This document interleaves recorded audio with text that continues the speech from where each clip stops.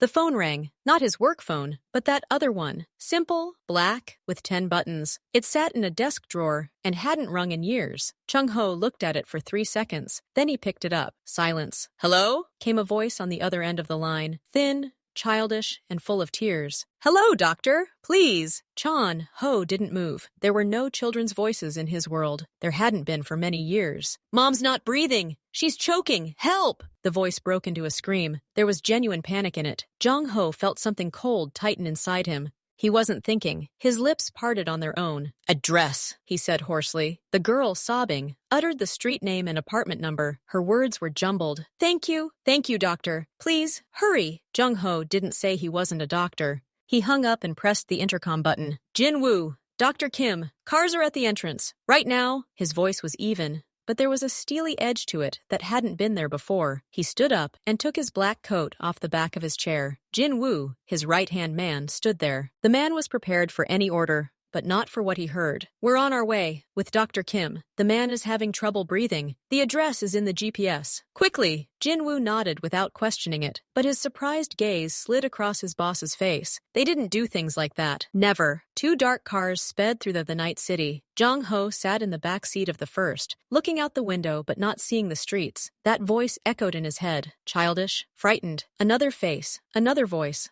long buried in silence, surfaced in his memory. He clenched his fists. Jin-woo said quietly from the front seat, "What are we going to do?" "We'll save a life," Chung-ho answered shortly. "The rest will come later." The car stopped abruptly in front of a shabby 5-story building. Jung-ho stepped out first, not waiting for Jin-woo to open the door. Dr. Kim, carrying a small black bag, followed him. The entrance was dark and smelled damp. They went up to the 3rd floor. The door to the apartment they were looking for was slightly open. Light was streaming through the crack. Chung-ho pushed the door with his shoulder. He entered first. A tiny kitchen. A woman lay on the floor next to a chair, dark-skinned, young. Her eyes were wide open in terror, her mouth gasping for air, but her chest was wheezing and bubbling. Her face was turning blue. A little girl stood nearby, pressed against the wall. She looked at the newcomers with wide, tear-filled eyes. In one hand, she clutched an old telephone. Seeing Chung-ho and the people behind him, she didn't run away. She took a step forward. "Are you a doctor? Please save my mother." Her voice was barely audible. Jung-ho nodded and gestured sharply toward the woman to Dr. Kim. Without missing a beat, he knelt down next to Mia, opening his bag. Chung-ho didn't look at the doctor. His gaze was fixed on the girl. "Amy." He crouched down slowly, so as not to startle her.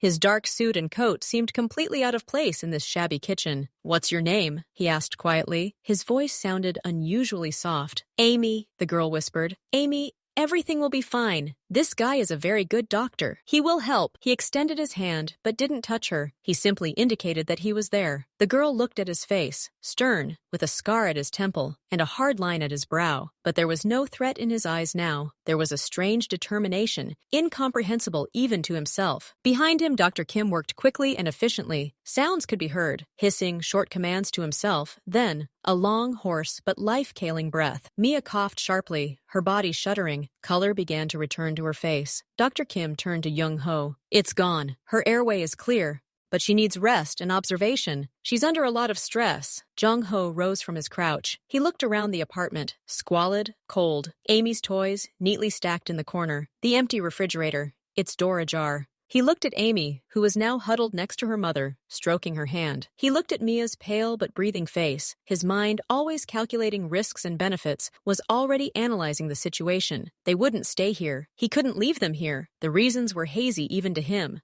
But the decision came instantly, as if he'd been waiting for this call his whole life. He took a step toward Dr. Kim and leaned in to speak quietly, but so Amy could hear. "We're taking them with us, to the mansion. You will provide all necessary care. Tell them it's critical to a full recovery." Dr. Kim, a man of science, froze for a second. He looked at his boss, then at the patient and the child. He nodded. He knew it was pointless to argue, and perhaps, deep down, he knew there really was no help for them in this squalid apartment. Jung-ho approached Amy again. "Amy, your mother is feeling better, but right now she needs special care. We'll take you to a good place where everything is in place for Mom's health. The doctor will be nearby, okay?" The girl looked at her mother, who nodded weakly, still unable to speak. Then she looked at the huge, stern man who had saved her mother. She nodded trustingly. Okay, Mr. Doctor. Jong-ho didn't correct her. He signaled to Jin-woo. He carefully, almost tenderly, lifted Mia into his arms to carry her to the car. Jong-ho draped his expensive black coat over Amy's shoulders, who was shivering from the cold and nervousness. It was huge, like a cloak. Let's go, Jong-ho said simply, leading the girl out of the apartment. He didn't look back at this squalid abode. His thoughts were already ahead. In his white, quiet, empty mansion, where life was about to burst in, the cars sped through the night streets, leaving the seedy neighborhood behind.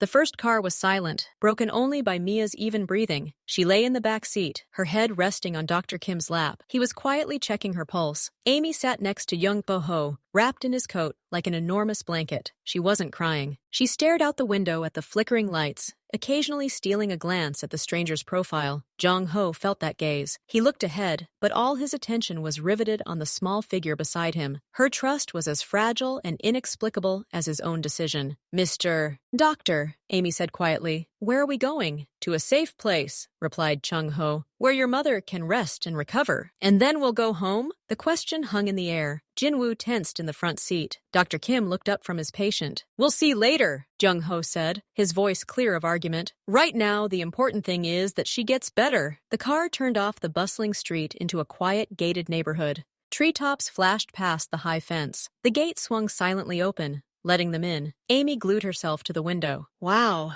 she whispered. It's like a castle. The mansion truly resembled a White Castle, illuminated at night, minimalistic, austere, enormous, and utterly lifeless. The cars stopped at the front entrance. Jin-woo carefully picked Mia up again. Jung-ho got out and helped Amy out of the car, his coat trailing behind her. He didn't take it. Let's go, he said simply. The interior was as quiet and deserted as Chung-ho's office. White walls, dark polished floors, expensive but austere furniture, not a single unnecessary detail, not a hint that people lived here, only the scent of cleanliness and fresh wood. A woman in a formal dress, Mrs. Kang's housekeeper, waited silently in the hall. Her face was a stony mask, but her eyes flashed with genuine surprise at the sight of the guests. She asked no questions. Prepare the 2 adjoining rooms on the east side. The nursery is for the girl. Bring everything necessary, Chung-ho ordered. His voice sounded its usual firmness, returning the world to its familiar contours. Dr. Kim will stay here overnight, Mrs. Khan nodded, and disappeared into the depths of the house. The rooms they were shown to were beautiful, like those in an expensive hotel. Large beds, soft carpets, marble bathrooms, but they lacked soul. Amy cautiously entered her room. Pajamas were already laid out on the bed,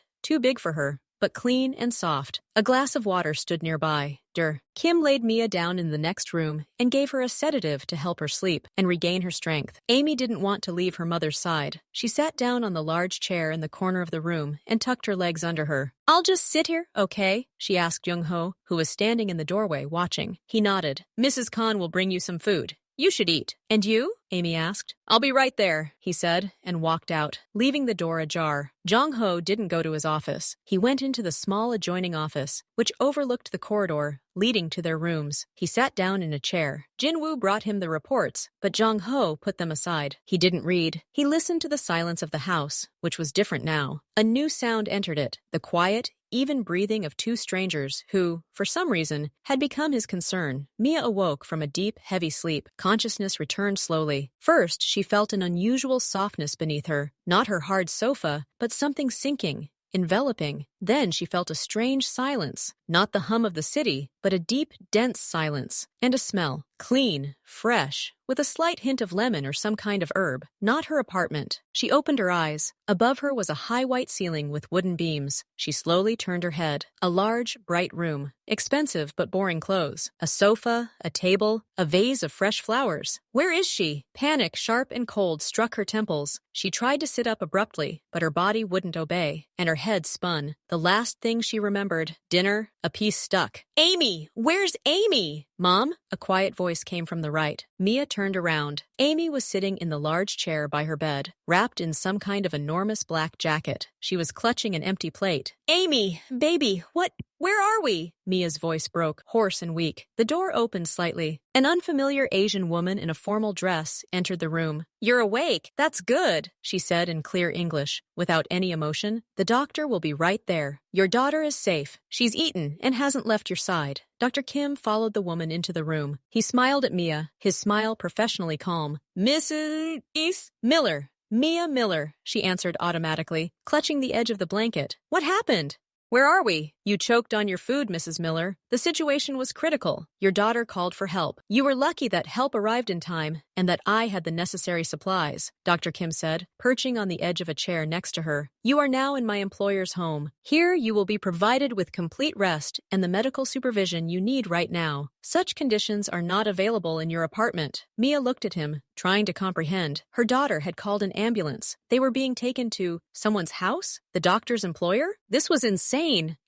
We have to go home. Thank you, but... Mom, Amy climbed out of the chair and walked over to the bed. You were completely blue. That doctor guy and the other guy, the big guy, they came and saved you. And this house, it's like a palace. And we can stay here. What other uncle? Mia asked, feeling her anxiety growing. At that moment, a shadow appeared in the doorway. Tall, broad. Jong Ho stood in the doorway, no longer wearing his jacket, wearing a simple dark shirt with the sleeves rolled up to his elbows. His face seemed even sharper in the daylight, and the scar on his temple more noticeable. He looked at Mia with an appraising, inscrutable gaze. He entered and stopped a few steps from the bed. Amy suddenly smiled at him and ran up, taking his hand. This simple, trusting gesture left Mia speechless. Her clever, cautious daughter had approached this formidable stranger herself. My name is Jong Ho, he said. His voice was low and even, not threatening, but also lacking warmth. Your daughter dialed my number, thinking it was an ambulance. She was begging for help. I came with my doctor. Mia couldn't speak. She looked at him, then at her daughter, who clearly felt safe with him. Why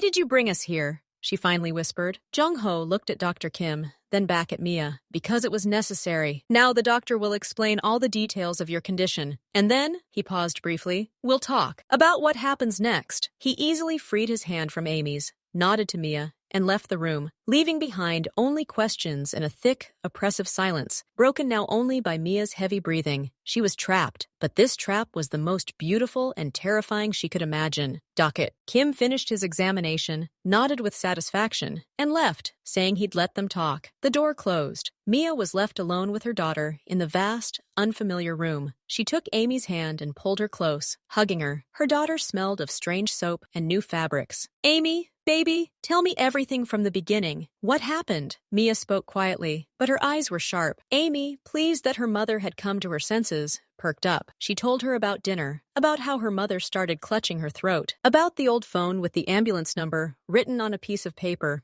which she'd memorized, how she'd called, cried into the phone, and Uncle Jung Ho had answered, how he'd given her the address and arrived with other uncles and a doctor. He's so big, Mom, and stern, but he sat down next to me and said everything would be fine, and the doctor saved you, and then he gave me his coat. It's heavy. Mia listened, the ice in her chest giving way to the heat of anxiety. A random call, a strange man, a doctor, security, this mansion. Where is he now, this Uncle Jung Ho? He said he'd be nearby, Amy replied, yawning. The weight of everything she'd been through weighed her down with weariness. Can I sleep here? Mia nodded, settled her daughter into the huge chair, and covered her with the same jacket. Then she stood up. Her legs were shaking, but they held her. She put on the robe lying on the chair and walked out into the hallway. It was long, empty, bathed in cold light from the tall windows. She didn't know where to go, but after a few steps, she saw a door ajar. Behind it lay a small study with bookshelves, and there,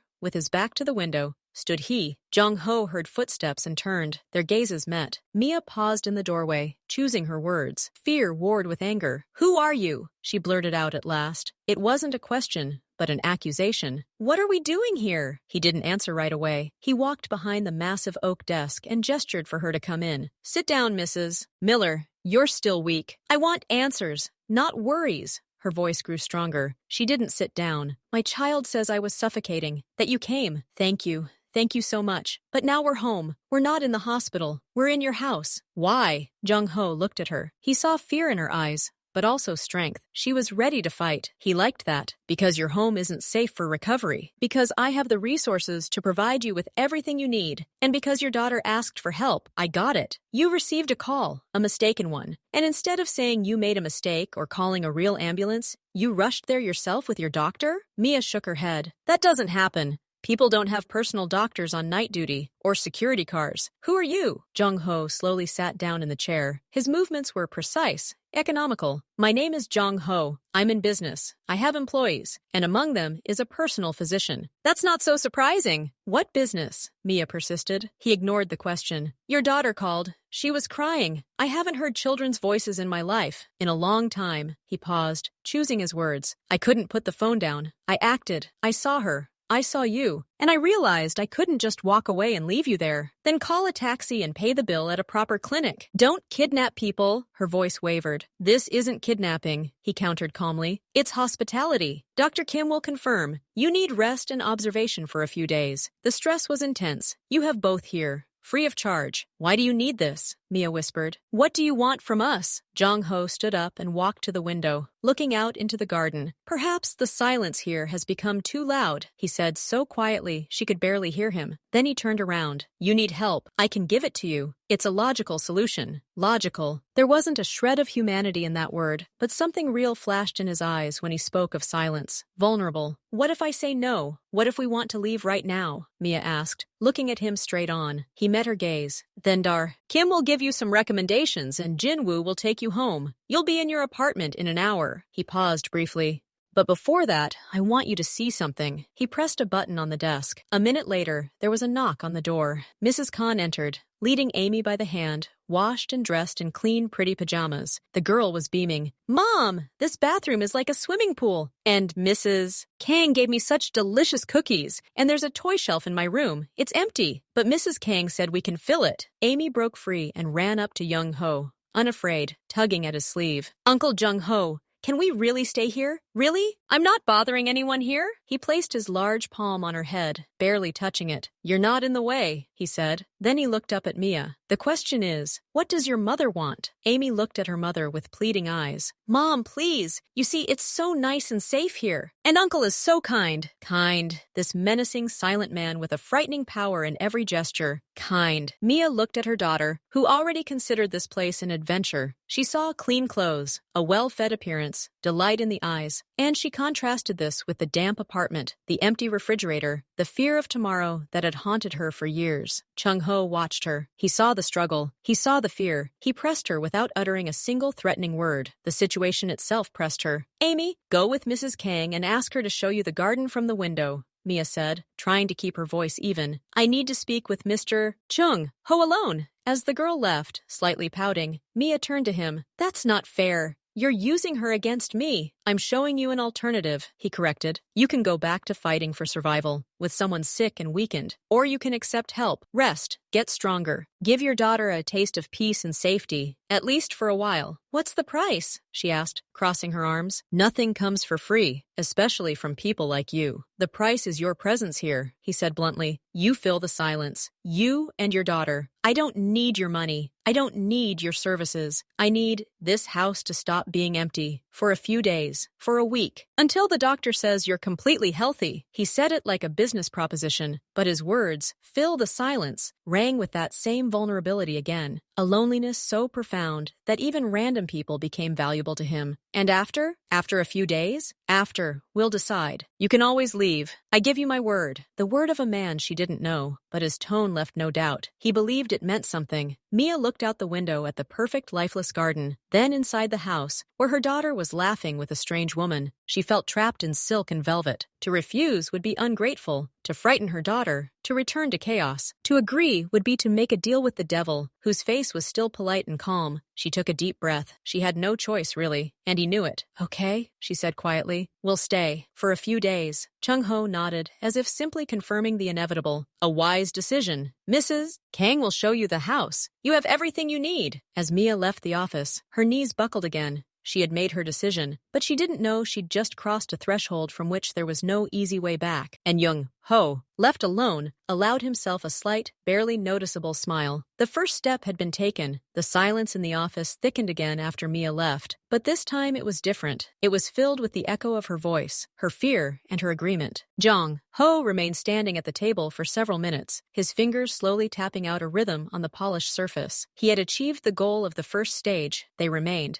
But this was only the beginning of a complex game, the rules of which he was defining as he went along. He pressed the button. Jin-woo! The right-hand man entered almost instantly, expecting orders related to business, threats, and cargo movements. "We'll need things for women," said Jong-ho, looking out the window. "Clothing, everything necessary for a child. Toys, books, quality, simple, nothing pretentious. Ask Mrs. Kang for the sizes." Jin-woo nodded silently, hiding his surprise under a mask of professionalism. "And Jin-woo," Jong-ho turned around, "this house now has the highest security priority. No business meetings here. No reports within these walls. All external contacts will be through you, in the office. There are guests staying here now. Understood?" "Understood, boss," Jin-woo nodded again. "And for how long?" "Indefinitely," Jong-ho said curtly, "until they decide to leave." In that firmly spoken phrase, both men heard the unspoken never. Jin-woo left, and Jung-ho allowed himself to sit in the chair. Amy's voice still rang in his ears. "Uncle Jung-ho, can we really stay?" Meanwhile, Mia and Amy are with Mrs. Khan. The housekeeper, silent and efficient, showed them around the first floor. A library filled to the ceiling with books, Amy gasped. A spacious living room with a fireplace. A conservatory filled with orchids. A huge kitchen gleaming with steel and copper. Everything was immaculate, expensive, and utterly soulless. "It's like a museum, Mother," Amy whispered, holding her hand. "Beautiful, but a bit scary." Mia thought the same thing. The house was overwhelming in its perfection. There wasn't a speck of dust, not a thing out of place. Not a hint of life. "Your rooms and everything you need will be delivered today," Mrs. Kang said, stopping at the massive door leading to the garden. "Breakfast, lunch, and dinner will be served in the dining room, or if you prefer in your rooms. Dr. Kim will visit you twice a day." "Thank you," Mia replied automatically. "And Mr. Chung-ho, does he usually eat dinner at home?" Mrs. Kang froze for a moment, as if she'd been questioned about the habits of a rare animal. "Mr. Jung-ho usually eats dinner in his office, or not at all. His schedule is unpredictable." She said it as a statement of fact, but Mia detected a note of something in her tone that might have been pity. Back in her room, Mia closed the door and leaned her back against it. Amy jumped onto the huge bed. "This is better than home, isn't it, Mom? It's warm and soft." "Yes, baby," Mia said quietly, "but this isn't our home. We're just guests, just for a little while." "But Uncle Jung-ho said we could stay until you get better. That could be a long time." Amy smiled, and her enthusiasm was so genuine that Mia's heart sank. She walked to the window. The garden was vast, well-kept, and empty. A high fence, a cell in the corner, a beautiful golden cage. She had made a choice out of fear and a sense of duty to her daughter, and now she had to live in this cage. Evening of the first day. Dinner consisted of light chicken broth, steamed vegetables,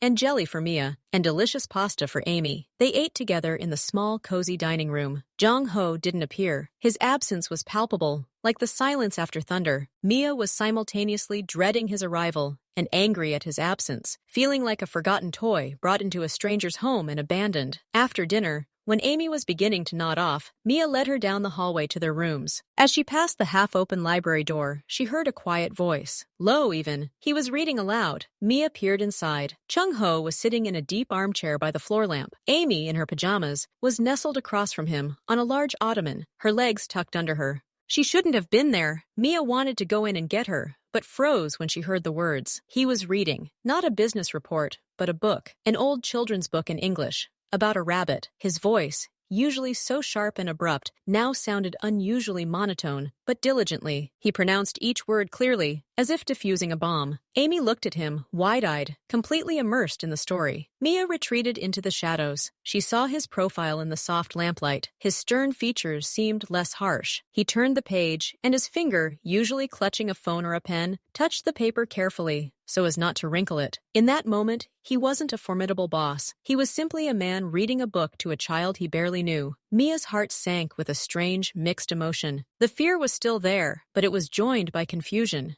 Who was this man? Why was he doing all this? Why was he playing this strange game of family? When the reading was finished and Amy yawned and said, "Thank you, Uncle Jung-ho. More tomorrow?" He simply nodded. "If you want. Now go to Mom." Amy ran out into the hallway and immediately saw Mia. "Mom, did you hear? Uncle Jung-ho reads like a robot. But it's funny. He said he'll read more tomorrow." Mia took her daughter's hand and led her into the room. She glanced back at the library door. Jong-ho was now standing in the doorway, watching them go. His face was once again an impenetrable mask, but something like a question flickered briefly in his eyes as they caught her gaze. Or a challenge. He nodded slowly to her, as if to a business partner after a deal had been made, and closed the library door. In her room, as she tucked Amy in, Mia thought about that nod. It wasn't a gesture of friendship. It was a reminder of her choice, that she had agreed to stay, and that he set the rules in this beautiful white house. And now she had to figure out what those rules were and how to survive them, keeping herself and her daughter safe. The first day was drawing to a close, and the feeling of being trapped only intensified, taking on new, even more complex nuances. She wasn't a prisoner, but a guest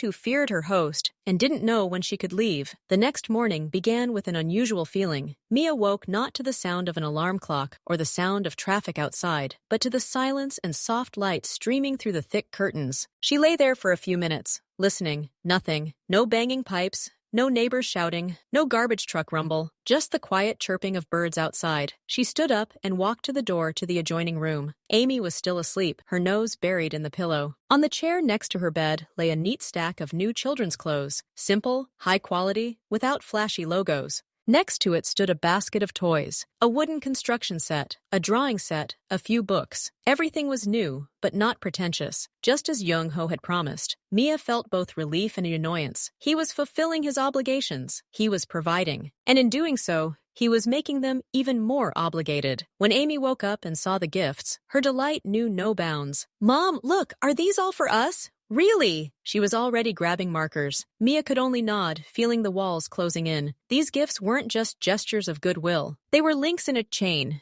During breakfast, Mrs. Kang appeared in the small, sunny room adjacent to the kitchen. "Mr. Chung-ho asked me to tell you he's busy until this evening. You're free to move around the first floor and the garden. If you need anything—" "I know," Mia interrupted. "I'll ring the bell or come find you." "Thank you." After breakfast, Dr. Kim gave me a quick examination. He was pleased. "My strength is returning. The key is rest and a low-stress diet." "A low-stress diet," Mia repeated with a bitter smile as he left. Easy to say. She decided to explore the garden. Take Amy outside. The sunlight and space would clear her head. The garden was vast and lifelessly perfect. Mown lawns, an ivy-covered gazebo, gravel paths, not a weed, not a fallen leaf. Amy ran through the grass but soon stopped, looking around. "It's boring here, Mom. No swings, no playhouse. Not even bugs. They're probably weeding everything out," Mia said, sitting down on a stone bench. The cold of the stone seeped through the thin fabric of her robe. She looked at the high blank fence. The cameras around the perimeter slowly turned. Security, isolation. It was safe and absolutely hopeless. Suddenly, Amy noticed a figure at the other exit of the house. It was Young-ho. He was talking to Jin-woo. Both were wearing dark suits, their faces serious. Jin-woo was saying something,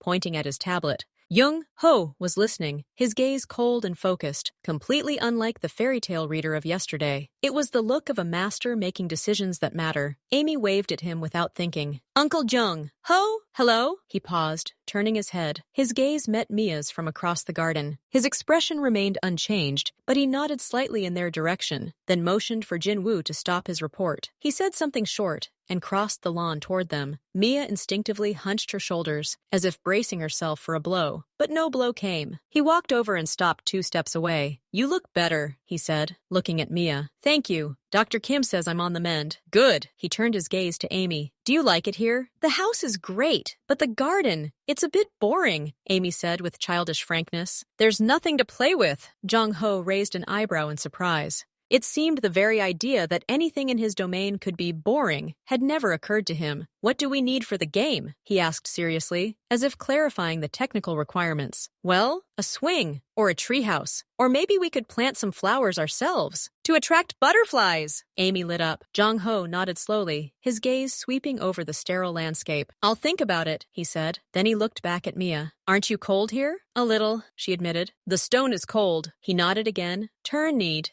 and walked back to Jin-woo without saying goodbye. The conversation with his right hand resumed. "He's weird," Amy said as he walked away. "But he's listening." "Yes," Mia agreed quietly. "He's listening." Half an hour later, as they were about to go inside, Mrs. Kang came out with 2 soft woolen blankets. "Mr. Chung-ho ordered that you be kept warm, and he asked me to find out what flowers you'd like to plant for the butterflies." Mia looked at the blanket in the housekeeper's hands. It wasn't a kind gesture. It was a test of obedience. He'd asked, and she'd answered coldly. He'd solved the problem. Now she had to answer his question about the flowers, join his game of decorating this place, take a step toward claiming it as her own. Tell him, lavender, please, and maybe echinacea. They do well in the sun, she said, her voice resigned. She hated that tone in herself. Mrs. Khan nodded and left. Mia felt on edge the rest of the day. She tried reading in the library, but her eyes skimmed the lines, missing the meaning. Amy was drawing raptly in her room, perfectly happy, and Mia caught herself listening to footsteps in the hallway, to the sound of doors opening, to his presence, which was felt even in his absence. He didn't show up for lunch. He didn't show up for dinner. But when Mia was putting Amy to bed that evening, the girl asked, "Mom, is Uncle Jung-ho coming over to read tonight? He promised to think about it." "I don't know, honey. He's probably really busy, but he promised to think about it," Amy insisted. "So he'll come." And he came. Exactly 15 minutes later, there was a knock on the door. It wasn't Mrs. Khan. He stood there, still wearing the same dark suit, but without the jacket, holding a book. "May I come in?" he asked, looking at Mia, but the question seemed addressed to Amy. She nodded happily. He settled back into the chair and opened the book. Mia remained standing by the door, watching. He was reading again in his even, emotionless voice, but today, Amy began asking questions. Why was the rabbit scared? Jung-ho paused, looked at the illustration, then at the girl. Because he was alone, and he didn't know what would happen next. "Like Mom and I were when you got the call?" Amy asked. Jung-ho froze. His gaze met Mia's for a second. Something flickered in his eyes. Recognition. Understanding. "Yes," he said quietly. "Perhaps so." He finished the chapter and closed the book. "That's all for today. Time to sleep." Amy obediently climbed under the covers. "Good night, Uncle Jung-ho." "Thank you." "Good night, Amy." He stepped out into the hallway. Mia followed him, closing the door behind her. "Thank you," she said to his back, "for the book, and for the blankets." He turned around. In the light of the hallway's nightlight, his face seemed carved from dark stone. "It's practical. You shouldn't be freezing in your own house," he said, and he left, leaving her alone with that phrase hanging in the air. "In my house," he said it with complete seriousness, as a statement of fact. Mia returned to her room,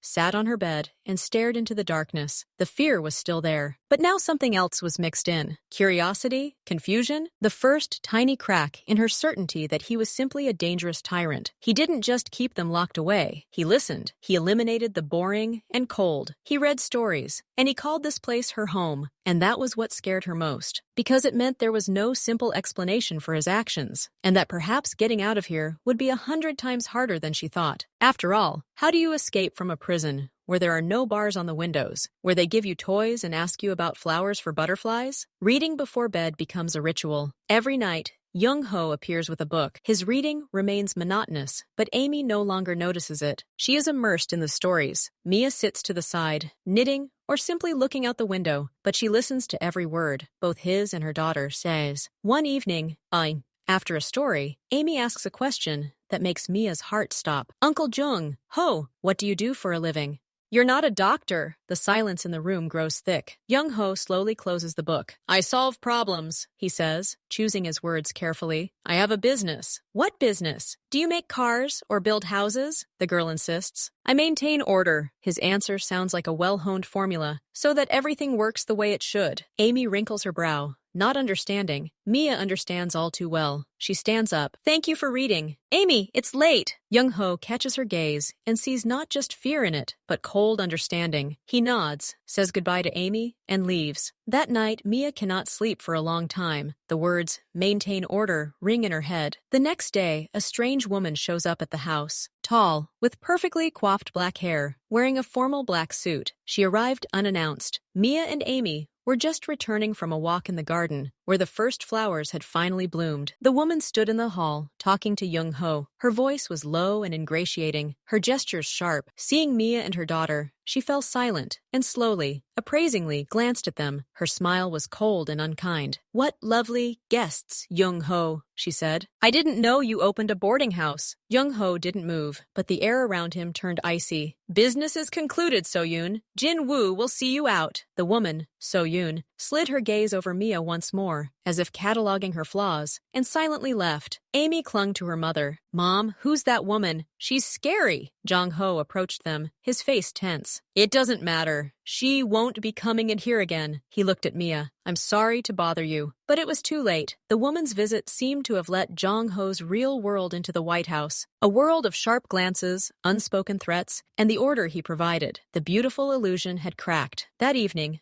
Jong-ho didn't come to read. Amy waited, but then fell asleep. Mia sat in the living room, staring at the fire in the fireplace. She thought about that woman, about how this house was just a quiet respite in the eye of the storm. She heard footsteps. He entered and stopped by the fireplace, looking at the flames. "She was right," Mia said quietly, not looking at him. "We're just guests here, and your business will sooner or later walk through this door again." Jong-ho was silent. "It was a mistake. It won't happen again." "And we are a mistake?" Mia finally looked at him. He turned. There was no anger in his eyes. There was weariness. "No," he said firmly. Then he paused. "You can leave tomorrow morning if you want." Mia hadn't expected this. She braced herself for excuses, for threats. "Why?" she asked, confused. "Because you're afraid. Not just for yourself. For her." He nodded towards Amy's room. "And you're right. My world is not for children. And maybe not for you." He spoke evenly, but there was something like regret in his voice. "You're giving us a choice.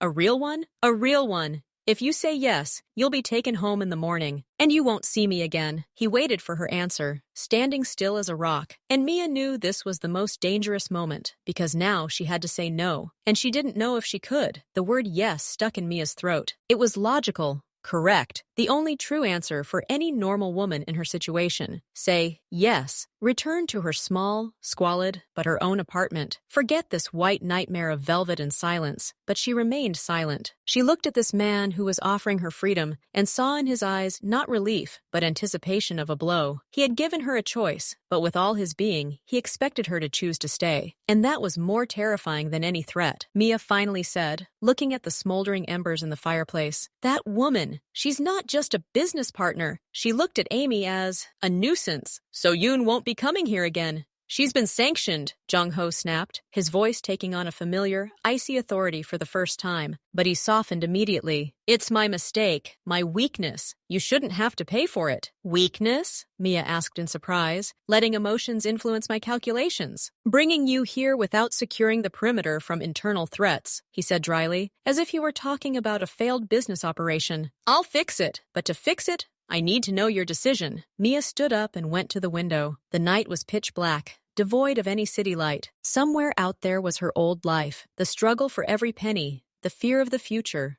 the loneliness. And here was peace, safety, and danger masquerading as care. "If we leave, what will happen? Will you really leave us alone?" she asked without turning around. "Yes," he replied without hesitation. "You'll just become an unpleasant memory of a mistake. It's not my nature to delve into the past." "What if we stay?" Mia's voice wavered. "Then you will become part of this house, its most guarded assets. No threat, internal or external, will touch you. You will have everything you need. And," he hesitated, "and you will never have to fear tomorrow. Ever." It wasn't a request. It was an offer. A contract, her safety and peace in exchange for her presence. For her presence to fill this terrifying silence. "I need time. Until the morning," Mia said. "Before breakfast." Jong-ho nodded and left the living room, leaving her alone with the most difficult dilemma of her life. Mia tossed and turned all night. She'd come to Amy's bed and look at her calm, carefree face. The girl had changed in just a week, rosy-cheeked, plump, and joyful. She'd chatter about the garden, about books, about Uncle Jong-ho, who,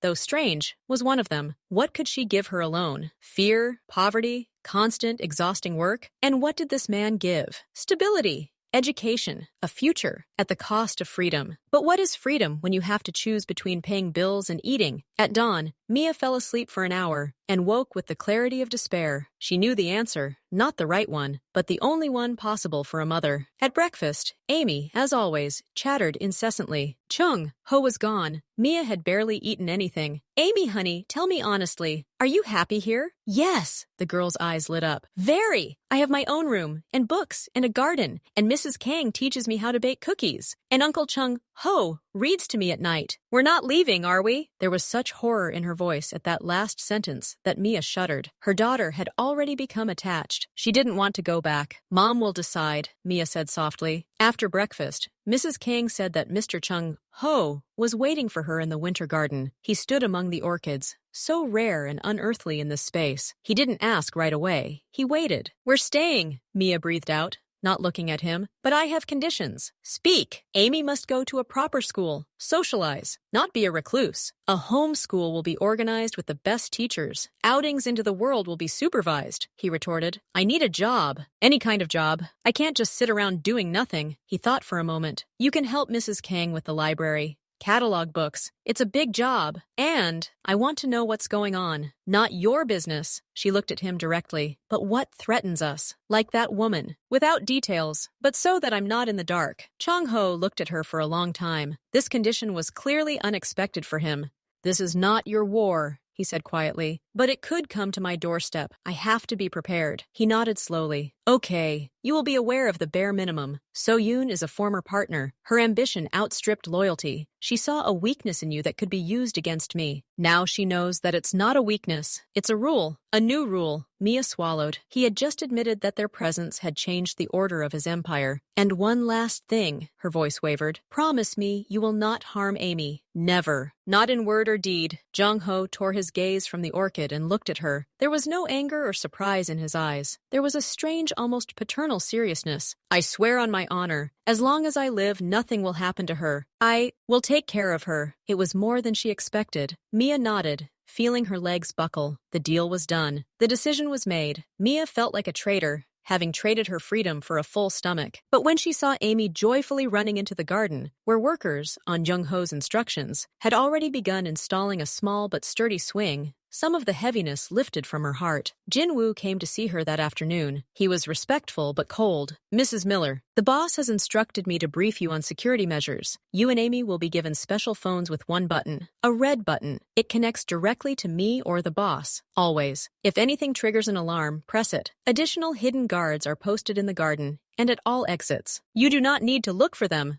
They will see you. Please do not leave the area unaccompanied. I understand, Mia said. And what about that So-yoon? Jin Woo's face became inscrutable. That matter is closed. She is no longer of interest. From the way he said it, Mia understood that closed meant forever. She felt uneasy. That evening, Jung Ho came to read as if nothing had happened. But after Amy fell asleep, he didn't leave right away. He remained standing in the doorway. Thank you, he said unexpectedly. For what? Mia asked in surprise. For your trust. It's valuable. He paused. Amy's tutor will be arriving tomorrow, and the books for the library await your attention. Good night, Mia. He called her by name for the first time. Not Miss Miller, but simply Mia. And he left. Mia remained standing in the middle of the room. Everything was decided. There was no turning back. She had found a fortress for her daughter and a prison for herself. But this prison was full of books, sunlight, and the strange, incomprehensible attention of a man who now looked at her not as a hostage, but as an ally, a kindred spirit? She didn't know. She went to the window and saw his figure below, in the garden. He stood alone, looking at the new swing, swaying in the night breeze. Then he turned and looked at her window. Did he see her in the darkness? She flinched. When she looked out again, he was gone. Silence reigned in the house, but now it was a silence she had chosen. It was filled not with fear of the unknown outside, but with anxious anticipation of what would happen within these high white walls. The games were just beginning. One day after school, Amy found a teddy bear on her bed. Not a new one from the store, but an old one, with one eye sewn on and a worn paw. It looked like it had been waiting for years. Pinned to it was a note in firm handwriting. His name is Yuri. He was looking for a friend too. Amy pressed the bear to her cheek. Mom, look, it's real! Mia's throat tightened. This wasn't a gift to buy loyalty. It was personal. She saw Jung Ho peering around the corner as Amy ran joyfully toward him to thank him. He merely nodded, but the corner of his mouth twitched. He hadn't given her a toy. He had shared a memory. Boss, people are talking. Jin Woo stood there reporting, but his eyes told a different story. So-yoon didn't leave without a reason.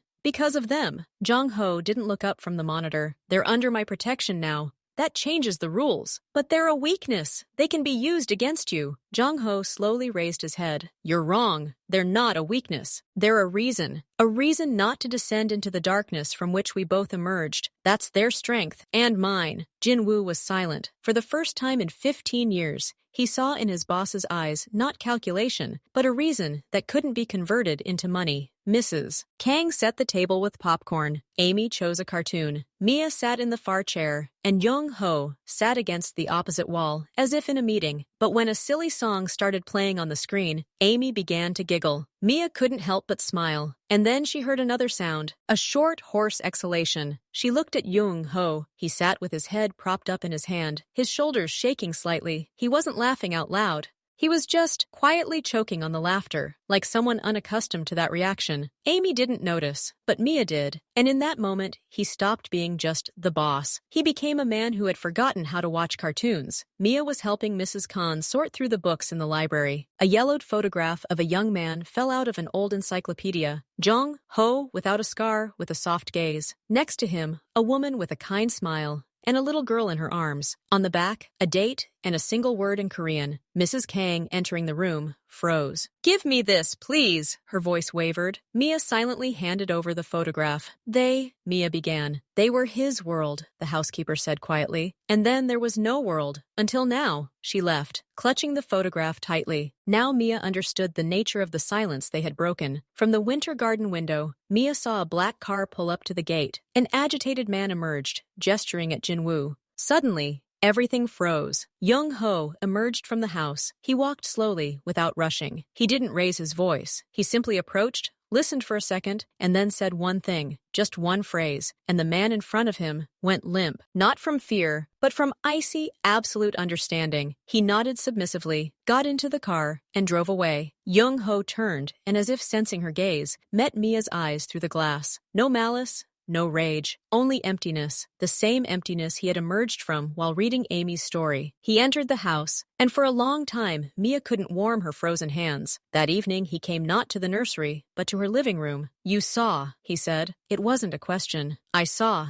You destroyed him? No, I saved his business by taking a share. He will live, but he will never set foot in those gates again. That's what it means to maintain order, sometimes cruelly, always effectively. He came closer. You and Amy are part of that order now. So the rule, don't go outside the perimeter alone, ever. It's not control. It's a physical law, like gravity. Break it, and you fall. And I might not make it in time, Mia nodded. For the first time, she understood the rules not as a whim, but as a necessity. Jung-ho stood by the window in his office, his face hard from the phone call. A small head poked through the door. Uncle Jung-ho? He didn't answer or turn around, still lost in his thoughts. Amy entered, came over, and simply wrapped her arms around his leg, pressing her cheek against the fabric of his pants. He flinched as if struck. Are you sad? She asked, looking up. Here, Yuri, he's helping. And she thrust a worn-out teddy bear into his hand. Jung-ho looked from the girl to the toy. Slowly, as if afraid to break it, he placed his large palm on her head. Thank you, he said hoarsely. Not sad anymore. Amy smiled and ran off. He stared at the bear in his hand for a long time. The hand that an hour ago had dictated terms, had broken destinies, and now held a worn-out toy. The child's trust proved to be the most terrible and most desirable weapon of all. It disarmed him completely. It happened at chess. To Mia's surprise, Jung-ho proved to be a patient but ruthless teacher. He had already explained for the third time why her king was in danger. Mia,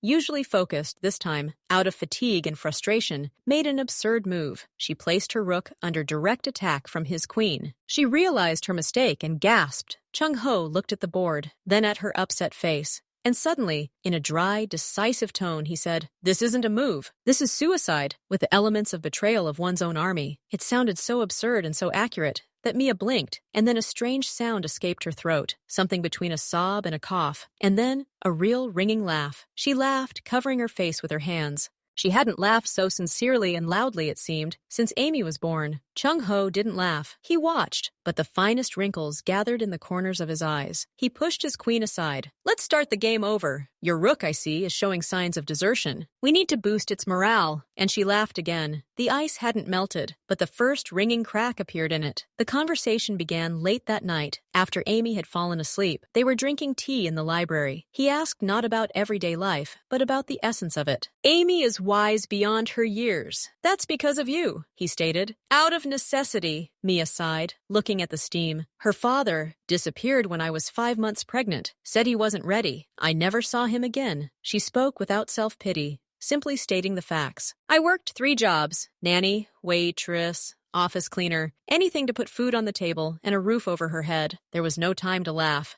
Constant fear. Jung-ho listened without interrupting. Fear is a poor companion, he finally said. But it is a reliable one, Mia countered. It keeps you from relaxing. It forces you to survive. Survival is not life. It is a postponement of death. His words were harsh, but there was no judgment in them. There was understanding. You are strong, but strength spent solely on survival is wasted. And what is it worth spending it on? Mia asked challengingly. He looked at her. On building, a garden, a fortress, a future. What will remain after you? She was silent. He had just described his life, and perhaps he was offering her a new path. The Saturday morning silence was shattered by the roar of several engines. From the window, Mia saw 3 black SUVs pull up to the gate. Not the modest cars of her partners, but aggressive, tinted ones. 7 men in tracksuits emerged. Their postures, their glances scanning the area, screamed one thing. This wasn't a courtesy visit. This was a test of strength. Jin-woo and 2 security guards were already standing at the inner gate, blocking the entrance. Mia, clutching the red phone, froze by the window. Amy, sensing something was wrong, fell silent nearby. Mom, what is this? Before Mia could answer, the door to her room quietly opened. Jung-ho stood there. He was jacketless, his sleeves rolled up. His expression wasn't anger, but a cold, almost surgical focus. Down, to the wine cellar, now! His voice brooked no argument. He didn't look at her, his gaze fixed on the tablet in his hand, which was streaming footage from the security cameras at the gate. What's going on? It doesn't matter. You're safe. Go! The wine cellar wasn't just a storage room. It was a fortified space behind a secret door on the ground floor. It was quiet, cool, and had a sofa. Mrs. Khan was already there with a thermos of tea and coloring books for Amy. Stay here. Don't come out until I come in person, Jung-ho said, his eyes meeting Mia's for a second. There was no fear in them. There was iron confidence and something else. A warning. Whatever you hear, this is not your war. Your job is to remain silent and wait. He walked out, and the door closed silently. Mia hugged Amy. They heard muffled sounds, footsteps upstairs, distant voices, then a sharp, abrupt shout in Korean. Not Jung-ho, someone else, screaming in anger. Amy was shaking. Will they beat Uncle Jung-ho? No, baby, Mia whispered, surprised at her own certainty. They're afraid of him, she could tell by the tone of her scream. It held the anger of impotence. Jung-ho stood in the doorway again. He was wearing the same jacket. On his hands, on the snow-white cuff, a single small, clear drop of red blood lay. Not his. It's over. They're gone, he said simply. His gaze fell on the drop. Slowly, without fuss, he rolled up the cuff, hiding it. Sorry to disturb you. You can go back upstairs. He didn't explain anything, but the moment he turned, Mia saw not a mafia boss, but a wolf, driving the intruders from his territory. Both she and Amy were part of that territory. His final rule wasn't a word, but a deed. He hid them in the safest place,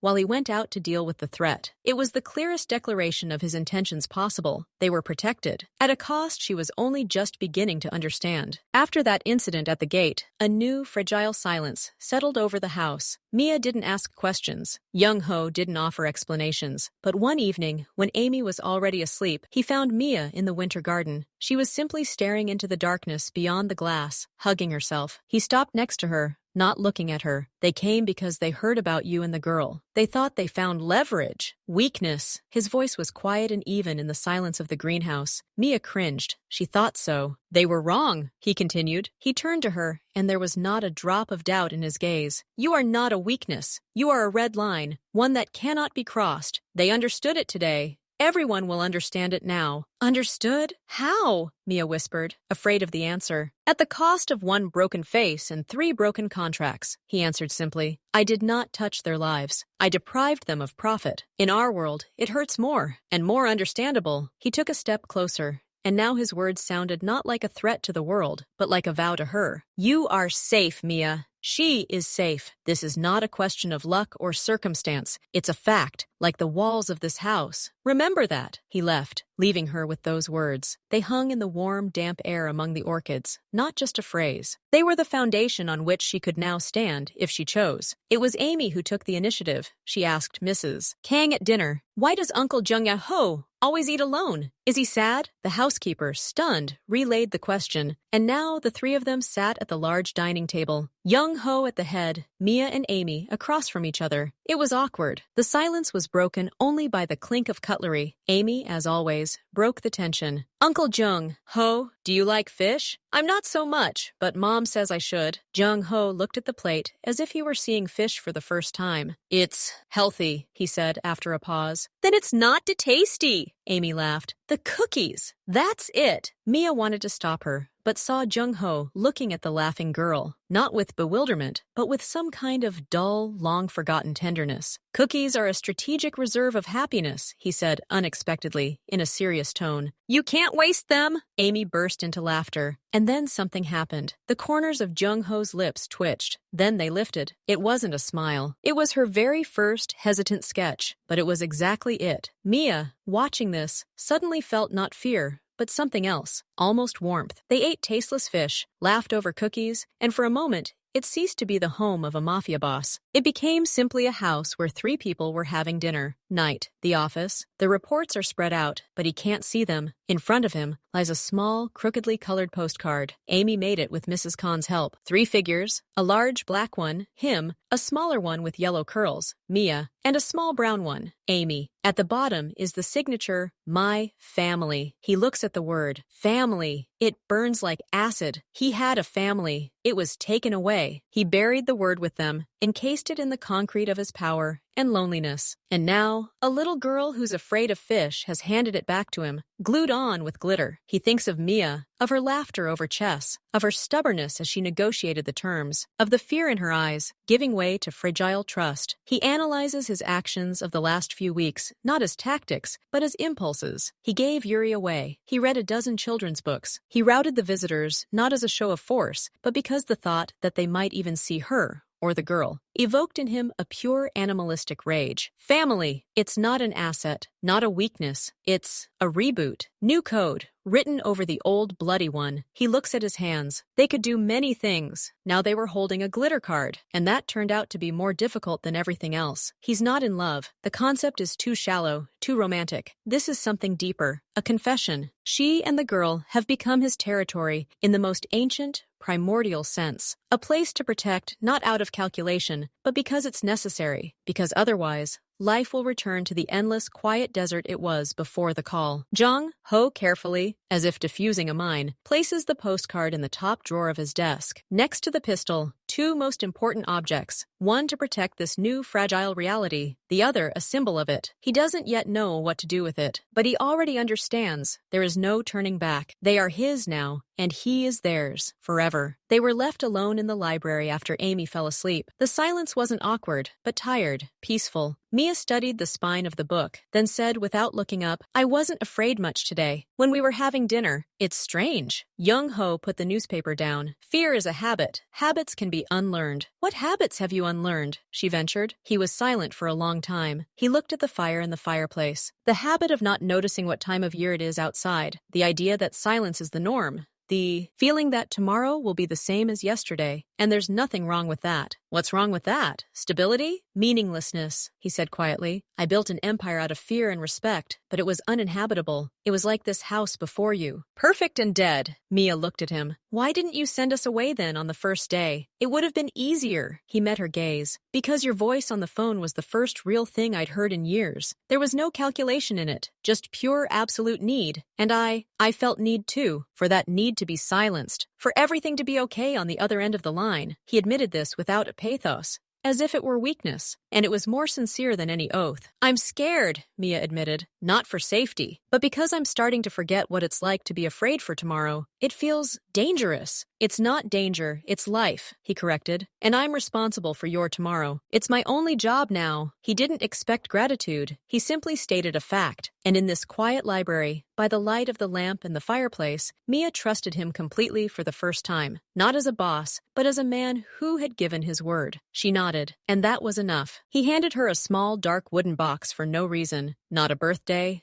not a holiday, just one morning when she was drinking coffee in the winter garden. "What is this?" "Open it." Inside, on the velvet, lay neither a brooch nor a necklace. It was a hairpin, simple, made of dark jade, in the shape of a curved wave. No diamonds, no gold, but the workmanship was so fine that the stone seemed alive, warm. "It's beautiful, but why?" "It's not jewelry," he said, looking at the hairpin, not at her. "It's a hasty, my grandmother's. In our house, the women had these, to keep their hair out of the way while they worked, to keep their hands free. She gave it to my mother." Mia froze, realizing the weight of the object in her hands. "I can't. It's too personal." She was a strong woman. "Like you." He finally looked at her. "She would have approved. Wear it. It's not a gift. It's an amulet." From one house to another, he touched on the subject of family, of continuity, without uttering a single unnecessary word. Mia took the pin. The stone was truly warm. She wouldn't wear it today, but she understood. He wasn't offering her wealth. He was offering her a place. In the history of this house, which, it turns out, wasn't all black, this simple thing held not a price, but a legacy and trust. Mia sat in her room, a hairpin in her hand. She thought not of the past, but of the future, a strange, vague future that was no longer her own. It was shared with him, with Amy. She sketched a garden plan in her notebook. Lavender for the butterflies Amy had mentioned, maybe a small herb garden, a bench by the swing. Like simple, mundane plans that somehow now seemed revolutionary. She could make them come true. Here, in this fortress. But along with hope came a chill of doubt. Who would she become? Her boss's adornment? A caring prisoner? The mother of his child? The last thought made her shudder. She looked at Amy sleeping. She would like to give her a brother or a sister. But in this world, with this father, she wasn't afraid of him. She was afraid of the world he kept behind a high fence. And she was afraid that one day this world would demand payment from him for their quiet happiness. And she knew he would pay without hesitation, at a price she might not even immediately understand. She hid the notebook and the pin in the box. The future was simultaneously terrifying and inexorably desirable. Like a leap into warm but unfamiliar water, she decided to stop fighting the current. But keep her eyes open. The conversation in the office was different, more businesslike. Zhang Aho and Jin Woo weren't discussing contracts, but liquidation. The supply department at the port, So Yoon, was the key link there. "We need to restructure the system. Remove her people," Jin Woo was saying. "Remove!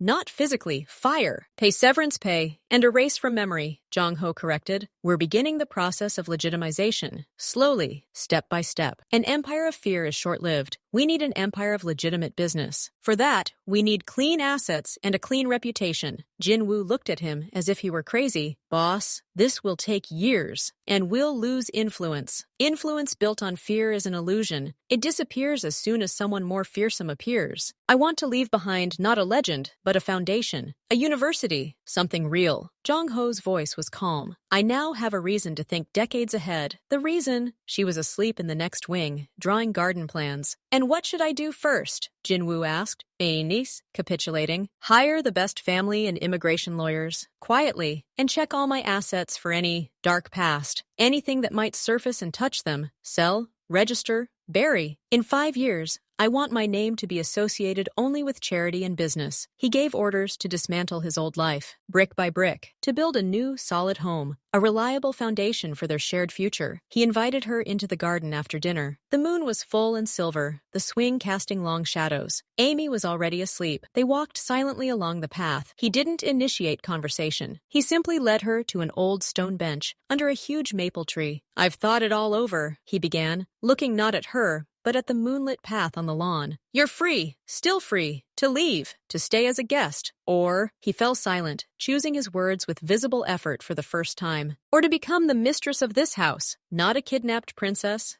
not a guest, mistress, my wife." He said it without pathos, almost dryly, but his hands, resting on his knees, were clenched into fists. Mia stopped breathing. She expected anything but such a direct, completely unromantic proposal. "Why?" she breathed out. "Because I don't want you to ever feel like this is temporary or incomplete. Because I want Amy to carry my name and know that this is her home by right. Because..." He turned to her, and his moonlit eyes held everything, the loneliness of years past, and determination, and that same unspoken need, because I can no longer imagine tomorrow without you. Not legally, not in my thoughts. This is not romance. This is necessity. Mine. I hope yours too. He didn't kneel. He didn't take out a ring. He was offering her a partnership, the most important contract of his life. Mia looked at him, at this strong, dangerous, broken and rebuilt man who had learned to laugh and read fairy tales, who was breaking his empire for the sake of her future, who offered her not a ring, but his grandmother's jade pin. She was afraid, but fear was an old, familiar friend, and what she felt now looking at him was new. It was a decision. She nodded slowly. Yes, she said quietly, but with a condition. What? His voice was tense.